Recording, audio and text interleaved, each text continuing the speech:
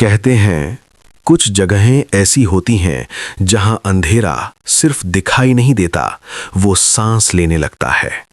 और कुछ गांव ऐसे होते हैं जहां दीपक रोशनी के लिए नहीं बल्कि बलि के लिए जलते हैं।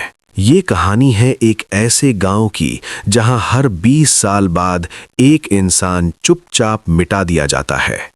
इसे कहते हैं आखिरी भेंट। चंद्रापुर नक्शों में मुश्किल से मिलने वाला एक छोटा सा गांव। चारों तरफ घना जंगल, पेड़ इतने पुराने कि लगता है उनकी जड़ें जमीन में नहीं किसी और दुनिया में गहरी हैं। दिन में भी यहाँ सूरज फीका पड़ जाता है और रात होते ही अंधेरा हर चीज पर छा जाता है। गांव के बीचों बीच एक पुराना मंदिर खड़ा है, काली माता का मंदिर। लेकिन ये वही देवी नहीं जिन्हें पूजा जाता है, ये वही देवी हैं जिन्हें शांत रखा जाता है।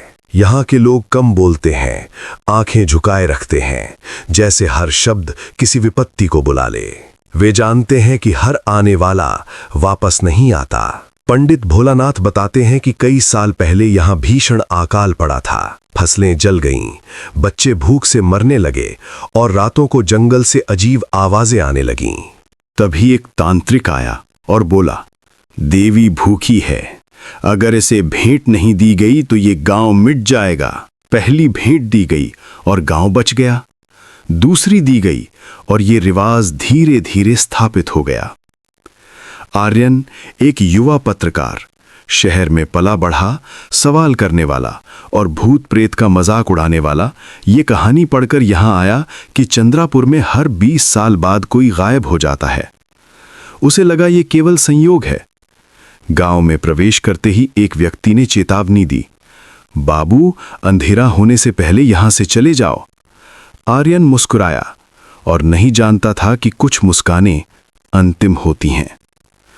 आधी रात को मंदिर की घंटी अपने आप बजने लगी। न हवा थी न कोई इंसान, फिर भी घंटी बज रही थी। आर्यन की आंख खुल गई और वो आवाज के पीछे चल पड़ा। मंदिर के दिए अपने आप जल रहे थे, आग हिल रही थी, लेकिन हवा नहीं थी। काली माता की आंखों से खून जैसे आंसू बहने लगे। तभी एक आवाज गूंजी, समय पूरा हुआ। अगली सुबह पंडित ने कहा, देवी अब जबरदस्ती नहीं लेती, वो केवल उसी को स्वीकार करती है जो स्वयं चलकर आता है। इसी क्षण आर्यन के माथे पर लाल निशान लगाया गया। ये निशान था भेंट का। आर्यन भागा जंगल की ओर, लेकिन हर रास्ता उसे वहीं वापस ले आया जहां से वो आया था। ये गांव अब उसकी कैद बन चुका था। आसमान लाल था और चांद गायब। मंदिर में ढोल बज रहे थे, लेकिन आर्यन को कोई रोक नहीं रहा था।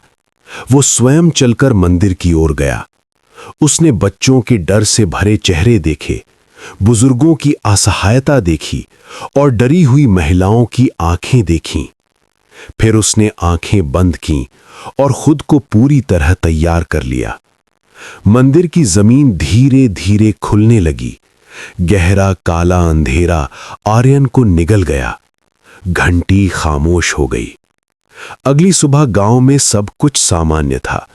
फसलें हरी थीं और आकाश साफ।